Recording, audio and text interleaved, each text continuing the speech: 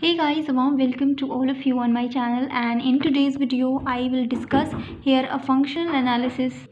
So in this video I am going to tell you about projection theorem in functional analysis. I hope you all are really looking forward this theorems, because this theorem is very important in functional analysis for your exam point of view, and also in your academics to know about how we can prove a projection theorem and what is about projection theorem exactly, right? So along with that I am telling you about the projection theorem first, then I will to prove this. Okay, so be with me at the end of this video and I will discuss each and everything in this particular video. So okay, so let's start this video. First I will discuss here the projection theorem. What is the projection theorem means what, right?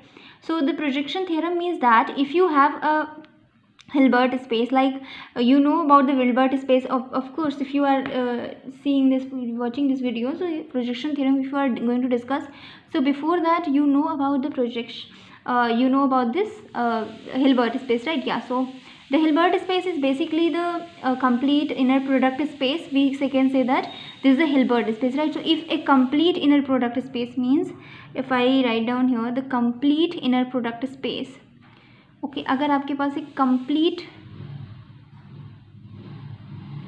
Inner product space है तो आप उसे क्या कह देते हो? Hilbert space, right? आप उसे हिल्बर्ट स्पेस कह देते हो, right? so then you can say that this is a Hilbert space. Okay, and sorry for that, for a noise voice noise के लिए. So I hope you can adjust this. Okay, so yeah, so complete inner product space is nothing but the Hilbert space, right? And complete inner product space Hilbert space है, if you know that, so what we can say about this projection theorem related to that. Okay, so I will tell you about the help of the diagram so you can understand easily. Okay, so let's suppose I am taking here the diagram of this. Okay, suppose this is the your Hilbert space, or you can say that complete inner product space, right? So yeah, so complete inner product space, and I am taking here closed subspace. I am taking here closed subspace and I am taking this M. Okay, particular this term I am taking here a small m. Okay तो ये small m है, ये inner product space v है हमारा. तो हम complete अब यहाँ प्रोजेक्शन थ्योरम क्या कहता है, पहले इसका ये चीज़ कहता है, ये इसका स्टेटमेंट पहले मैं पढ़ के आपको बता देती हूँ, फिर मैं आपको समझाती हूँ अच्छे से. So let m be any closed sub space of a Hilbert space h, then h is equal to m plus, कैसा प्लस है ये आपका क्या है, एक आपको जो है ज्वाइंट जो है आप क्या कह सकते हो उसको, कि आप लीनियर उसमें आपने पढ़ा होगा वेक्टर स्पेस में हम क्या करते हैं इसको जो है m प्लस जेड के रूप में लिख सकते हैं. तो यहाँ पे जेड है क्या, और जो है m ऑर्थोगोनल के इसे इक्वल क्यों कह रहे हैं, यहाँ पे जेड जो है m ऑर्थोगोनल के इक्वल कैसे होगा कोई बताऊंगी. देखिए z is equal to m orthogonal हम कह रहे हैं अगर स्मॉल v जो हम v में ले रहे हैं, ठीक है, और इनर प्रोडक्ट अगर स्मॉल v का स्मॉल m जो m है उसके साथ अगर ज़ीरो आ रहा है, mean the small v and m जो है वो कैपिटल M में बिलोंग कर रहे हैं, then we can say that we can write also in this form, that is h is equal to m plus orthogonal. इधर डायरेक्ट सम में हम इसको क्यों लिख सकते हैं यहाँ पे, ठीक है. तो अगर h को आप डायरेक्ट सम में m और z के लिख रहे हो तो आप यहाँ पे z जो है वो इक्वल है m ऑर्थोगोनल के, तो also we can write that z is equal to m direct sum of m orthogonal, right, of course. तो यहाँ तक तो बात क्लियर है, बट यहाँ पे हम डायग्राम के थ्रू समझने की कोशिश करते हैं. ठीक है, ये v है आपके पास, ठीक है, स्मॉल. अगर हमने यहाँ पे अगर मैं z को पहले डिफाइन करना चाहूँगी, z क्या है, ठीक है, तो z को हम कैसे डिफाइन करेंगे. प्रोजेक्शन थ्योरम में आपको z को समझना है, क्योंकि आपको क्या करना है हिल्बर्ट स्पेस में इस क्लोज्ड सब स्पेस के साथ आप इस डायरेक्ट टर्म ले रहे हो z के साथ. तो z exactly what is the z, I really need to understand. Okay, first so I want to describe here z. So here if I am taking the small v any element of this particular term, and then if I am taking the distance of this, small v to small m, okay, so ये जो distance है which is this distance, if I take this, so v minus m, okay, v minus m which is belong to the here m orthogonal.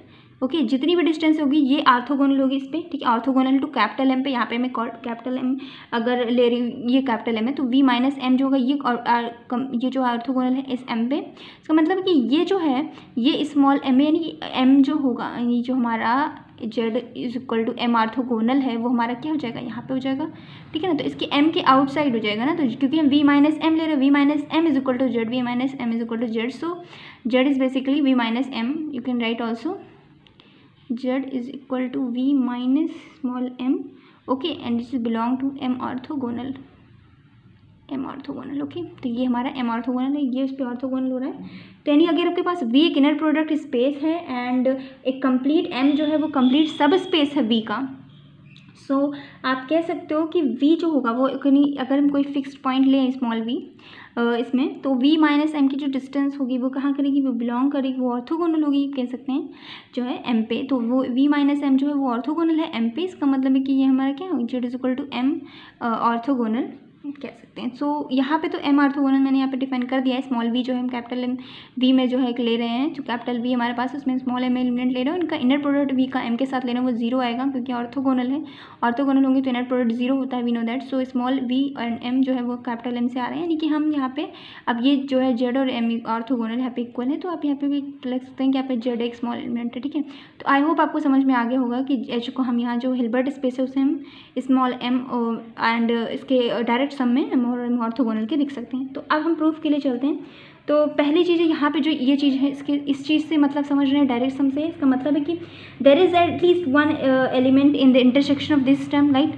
If I am taking the distance, if I am write down the direct sum of this particular term of this to m and small m and m orthogonal, so it means that there is a small m and intersection m orthogonal will be singleton zero, right। and if for all small h belong to capital H के लिए then unique linear combinations में हम लिख सकते हैं इनको, ठीक है। तो ये दो चीज़ें हैं यहाँ पे, यानी कि पहला तो होगा यानी कि हम इंटरसेक्शन m ऑर्थोगोनल के साथ लेंगे तो सिंगलटन जीरो में आ सकता है, और दूसरा चीज़ है कि हम लीनियर कॉम्बिनेशंस में जो है लिख सकते हैं, ठीक है ना, यूनिक लीनियर कॉम्बिनेशन में इनको हम लिख सकते हैं। तो इस चीज़ को चलिए ठीक है प्रूफ कर लेते हैं पहले ना, तो प्रूफ में बेहतर तरीके से समझ पाएंगे। तो प्रूफ मैं यहाँ पे कर देती हूँ पहले, ठीक है ना। तो प्रूफ करते हैं। तो सबसे पहले आप जानते हो कि जो स्मॉल m है वो हमारा कहाँ से आ रहा है, स्मॉल m हमारा जो है वो कैपिटल M से आ रहा है, ठीक है ना। तो स्मॉल m हमारा कैपिटल M से आ रहा है, और हम जान रहे हैं कि v जो हमने लिया था वो कहाँ लिया था, वहाँ हमने v जो है कैपिटल V में लिया था। तो यहाँ आप जानते हो कि h जो है वो कैसा है, कंप्लीट है, हमने पहले ही बोला था। तो हम यहाँ पे पेन चेंज कर लेते हैं ना, को पेन चेंज कर लेती हूँ मैं, ठीक है। तो यहाँ पे हम कह देते हैं कि जो हमारा h है, हम पहले जानते हैं कि h हमारा कैसा कंप्लीट है, ठीक है। तो हम यहाँ पे लिखेंगे कि h since h is a complete, okay. So I want to write on here since h is complete. So friends, here I am writing here H is a complete and M be a closed subspace. If M be a closed subspace means that M is complete because every closed subset of complete space is complete. Friends don't mind, मैंने यहाँ पे write down कर लिया है पहले ही, क्योंकि because मेरे थोड़ा सा ट्राइपॉड सीन है तो मुझे हाथ से लिखने में प्रॉब्लम होती है इससे, इसलिए कैमरे को होल्ड करने में, तो इसलिए मैंने यहाँ पे पहले राइट कर लिया है। तो आप कुछ और मत समझिएगा गलत, ठीक है। तो चलिए यहाँ पे समझते हैं, मैं आपको एक एक चीज़ बारीकी से समझाऊंगी, तो प्रॉब्लम की कोई बात नहीं है, ठीक है। आपको जहाँ भी समझ नहीं आता है प्लीज़ आप मुझे कमेंट भी कर सकते हैं, ठीक है, जिस भी पॉइंट पे समझने में दिक्कत हो रही है। तो हम यहाँ समझ रहे थे कि मैंने क्या बोला, मैंने बोला h हमारा यहाँ पे कंप्लीट है, ठीक है। h हमने क्या कंप्लीट हमारा इनर प्रोडक्ट स्पेस है ना, तो h हमारा कंप्लीट हम कह सकते हैं, और m जो हम यहाँ ले रहे हैं वो क्लोज्ड सब स्पेस ले रहे हैं। तो एवरी क्लोज्ड सब स्पेस यानी जो भी हमारा क्लोज्ड सबसेट होता है, देखो हिल्बर्ट स्पेस में क्या होता है, क्लोज्ड जो भी सबसेट्स होते हैं हिल्बर्ट स्पेस के वो कंप्लीट ही होते हैं, तो ठीक है। तो यहाँ पे यानी m अगर हमने क्लोज्ड सब स्पेस लिया तो m भी कंप्लीट होगा, दिस इंप्लाइज कि m कंप्लीट, राइट। यहाँ तक बात क्लियर है। देन हम इसको कह सकते हैं कि क्लोज्ड सबसेट जो हमारा हिल्बर्ट स्पेस है वो कंप्लीट है। तो इस चीज़ को मैंने डिफाइन यहाँ पे कर दिया, that is okay. Alternatively we can say that in this form. So in this it is also known that कि अगर क्लोज सबसेट्स हैं हिल्बर्ट स्पेस के वो कंप्लीट होता है, यानी m जो है वो हमारा कंप्लीट लीनियर सब स्पेस हो गया, यानी कंप्लीट लीनियर सब स्पेस भी है हमारा, ठीक है। कंप्लीट लीनियर प्रोडक्ट स्पेस होता है तो कंप्लीट यहाँ पे हम लीनियर सब स्पेस भी कह सकते हैं इसको, ठीक है, m को। तो यहाँ तक बात क्लियर है। अब m जो कंप्लीट लीनियर सब स्पेस जब हम बात आ पाती है तो एवरी लीनियर सब स्पेस जो होते हैं वो क्या होते हैं, वो कॉन्वेक्स सेट्स होते हैं, ठीक है। एक पॉइंट आप यहाँ पे नोट कर सकते हैं, एवरी कंप्लीट एवरी लीनियर सब स्पेस इज कंप्लीट। ओके, तो मैं यहाँ पे पेन से लिख देती हूँ अगर आपको दिक्कत हो समझने में तो। एवरी लीनियर सब स्पेस, थोड़ा बहुत राइटिंग एडजस्ट कर लीजिएगा, ठीक है। एवरी लीनियर सब space is a convex set. Okay, तो कॉन्वेक्स सेट अगर आपको नहीं पता तो मैं वो भी नेक्स्ट वीडियो में बता सकती हूँ, आप मुझे कमेंट कर सकते हैं, ठीक है। तो एवरी लीनियर सब स्पेस यहाँ पे कॉन्वेक्स सेट हो जाएगा, तो यानी एम जो हमारा वो क्या है, कंप्लीट लीनियर सब स्पेस है, इसका मतलब है कि एम हमारा क्या है, कॉन्वेक्स सेट हो जाएगा, ठीक है। तो यहाँ तक बात क्लियर है, ठीक है। देन हम कह सकते हैं अब यहाँ पे एम कॉन्वेक्स सेट है, अब हम यहाँ क्या लगाने जा रहे हैं, देखिए बहुत ध्यान से देखिएगा, देखिए एम जो कॉन्वेक्स सेट होता है उसके करस्पॉन्डिंग यहाँ क्या कह सकते हैं कि इसके करस्पॉन्डिंग देयर एग्जिस्ट एटलीस्ट, मैं यहाँ पे एक थोड़ा वीडियो को पॉज करके लिख सकती हूँ। तो फ्रेंड्स हम यहाँ पे चीज़ें समझ रहे थे कि हमने क्या कहा कि एम अगर हमारा कॉन्वेक्स सेट है, तो अगर कॉन्वेक्स सेट है इसका मतलब है कि उसके corresponding every small x belongs to capital H, यानी अगर आपके कंप्लीट सब स्पेस कंप्लीट जो एच जो है वो हमारा कंप्लीट था ना, तो उसमें अगर हमने स्मॉल एक्स कोई एलिमेंट लिया है, जो स्मॉल एक्स जो है वो एच से आ रहा है, तो उस स्मॉल एच के करस्पॉन्डिंग यानी उस स्मॉल एच के करस्पॉन्डिंग क्या मिलेगा हमें, एक क्लोज्ड सब स्पेस होगा, है ना। तो स्मॉल एम जो हमारा जो कैपिटल एम था यानी क्लोज सब स्पेस जो एम था, उसमें अगर स्मॉल एम आ रहा है एग्जिस्ट कर रहा है, तो उसमें एम जो है वो कैपिटल एम से बिलोंग करेगा, there exist so such that small x यानी जो हमारा हिल्बर्ट स्पेस एलिमेंट था उसे हम क्या सकते हैं, लिख सकते हैं linear sorry in a direct sum of this M plus Z के रूप में, ठीक है। स्मॉल एक्स को हम एम प्लस जेड के रूप में लिख सकते हैं। ये जेड जो हमारा ऑर्थोगोनल है, मैंने अभी जो पहले आपको यहाँ समझाया था, ये Z H is equal to M plus orthogonal के रूप में लिख सकते हैं। तो यहाँ पे भी आपको ऐसे क्या कर सकते हैं कि अगर आपके एच के उसमें जो है स्मॉल एक्स बिलोंग कर रहा है एलिमेंट, तो हम उसकी रिस्पॉन्डिंग एवरी स्मॉल एक्स के बिलोंग करस्पॉन्डिंग एक जो है स्मॉल एम मिलेगा कैपिटल एम में, सच दैट उसकी रिस्पॉन्डिंग हम ये से डायरेक्ट सम में लिख सकते हैं। देन हम और we can say that small z को हम क्या कह सकते हैं, हम एम ऑर्थोगोनल कह सकते हैं ना, क्योंकि जेड को क्या था वो हमारा एम ऑर्थोगोनल ही था, ठीक है। तो आई नहीं हम एक्स यानी यहाँ पे हम क्या करें, we are subtracting here small x minus M, ठीक है, उसे हम क्या कह रहे हैं, जेड कह रहे हैं ना, ये अभी हमने डिस्कस किया था पहले कि हम जेड किसे कहेंगे, तो एक्स माइनस एम को हम जेड कह रहे थे, यानी कि एवरी एलिमेंट जो एच के थे उसे हम return as a linear as a direct sum में लिख सकते हैं एम और एम ऑर्थोगोनल के, राइट। यही तो हमने बात करी थी कि हम जो है एच के अगर यानी एच का एलिमेंट हमने पहले वहाँ पे वी लिया था, स्मॉल वी लिया था ना, और उसे हम क्या लिख सकते थे, उसे हम लिख रहे थे कि वो उसे हम डायरेक्ट सम में लिख रहे थे एम और एम ऑर्थोगोनल के, है ना। तो यहाँ पे ऐसे कह रहा है स्मॉल एक्स अगर आप एच का एलिमेंट ले रहे हो तो उसे भी आप डायरेक्ट सम में लिख सकते हो एम और एम ऑर्थोगोनल के, है ना। तो यहाँ पे हमने क्या किया, ऑर्थोगोनल के रूप में हम उसे लिख सकते हैं, तो यानी अभी हमने दिखाया आपको कैसे लिख सकते हैं ऑर्थोगोनल में। तो अब फॉर यूनिकनेस, यहाँ पे यूनिकनेस के लिए मतलब क्या है, कहने का मतलब है कि अगर आप समझ लीजिए सपोज करके हम ये चल रहे हैं कि अगर ये रिप्रेजेंटेशन यूनिक नहीं, क्योंकि हमने वहाँ पे क्या कहा था कि हमें लीनियर कॉम्बिनेशन में जो हम लिखते हैं तो वहाँ पे भी क्या है, यूनिकनेस होनी चाहिए ना, लीनियर कॉम्बिनेशन में यूनिक कॉम्बिनेशन में लिख सकते हैं, और जो इनके बीच में एक ही एलिमेंट जो होगा वो जीरो होगा, ठीक है, सिंगलटन से जीरो होगा, इंटरसेक्शन में एक एलिमेंट होगा। तो यहाँ पे क्या कह रहे हैं कि अब suppose representation is not unique अगर हम सपोज कर रहे हैं, तो यहाँ पे क्या होगा कि स्मॉल एक्स जो है same linear combination direct sum में एम और जेड के लिख सकते हैं, तो यानी स्मॉल एम वन अगर हम ले रहे हैं, स्मॉल जेड वन ले रहे हैं, तो एम प्लस जेड वन में लिख सकते हैं स्मॉल एक्स को, और ऐसे ही हम यहाँ पे M two plus Z two के फॉर्म में लिख सकते हैं, ठीक है। और जेड वन जेड टू जो हमारा क्या से आ रहे हैं, एम ऑर्थोगोनल से आ रहे हैं ना, एम ऑर्थोगोनल से आ रहा है, और एम वन एम टू हमारा वो कैपिटल एम से आ रहा है ना। तो यानी कि अगर हमने M one and minus M two करा तो वो इक्वल हो जाएगा किसके, Z one minus Z two हो जाएगा ना। Basically, because from this equation we can say that m1 minus m2 is equal to z1 minus z2.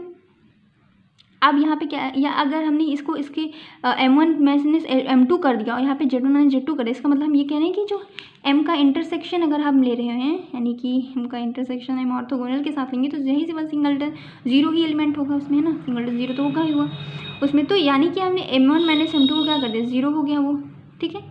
तो m1 माइनस m2 इस तरीके से सिंगलटन जीरो, यानी उसमें एलिमेंट आ गए इंटरसेक्शन में, उनके एक एलिमेंट है, तो यानी m1 माइनस m2 जीरो हो जाएगा, और ऐसे ही z1 माइनस z2 करेंगे तो वो भी जीरो हो जाएगा, यानी कि हमने यहाँ पे क्या देखा, रिप्रेजेंटेशन जो आप यहाँ पे क्या है, तो यहाँ पे आप देख सकते हैं कि वो यूनिक नहीं है, यानी कि m1 इक्वल टू m2 आ गया और z1 इक्वल टू z2 आ गया, ठीक है। तो इस तरीके से हमने यानी कि आप डायरेक्ट सम में इसको लिख सकते हैं, और m1 इक्वल टू m2 और z1 इक्वल टू z2। तो ये हमारा जो है रिप्रेजेंटेशन था, यानी प्रोजेक्शन थ्योरम क्या कह रही है कि एवरी क्लोज लीनियर सब स्पेस एम के एच के हैं, तो उसे आप क्या कर सकते हो, वो आपका सब स्पेस जो है उसे आप डायरेक्ट सम में लिख सकते हो। तो ये हमने दिखा दिया m1 इक्वल टू m2 और z1 इक्वल टू z2। तो ये हमारी चीज़ें थी जो हमने प्रूफ करी इसमें। एंड आपको एक बार और दिखा देती हूँ, समझा देती हूँ फिर से। देखिए, जब आपने दिखाया कि एच जो है, जेड हमारा जो है वो कहाँ से आ रहा है, एम ऑर्थोगोनल से आ रहा है ना, जेड हमारा एम ऑर्थोगोनल से आ रहा था।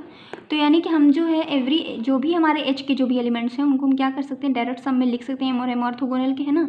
तो यूनिकनेस हमने दिखाने के लिए क्या करेंगे, हम सपोज कर लेते हैं कि यूनिकनेस ये नहीं, यूनिक नहीं है, some representation post representation not unique.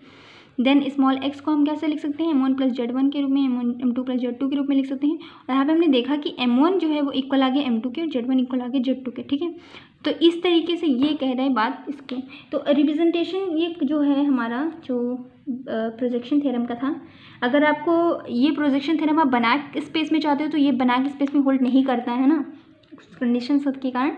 तो बनाक स्पेस में होल्ड नहीं करता, बट हिल्बर्ट स्पेस में ये चीज़ें होल्ड करती हैं। तो इस तरीके से उस पर ये ऑर्थोगोनल जो है सेट का ये जो है फॉलो होता है। तो आई होप आपको समझ में आया होगा। If you have any query regarding this you can please comment me, okay.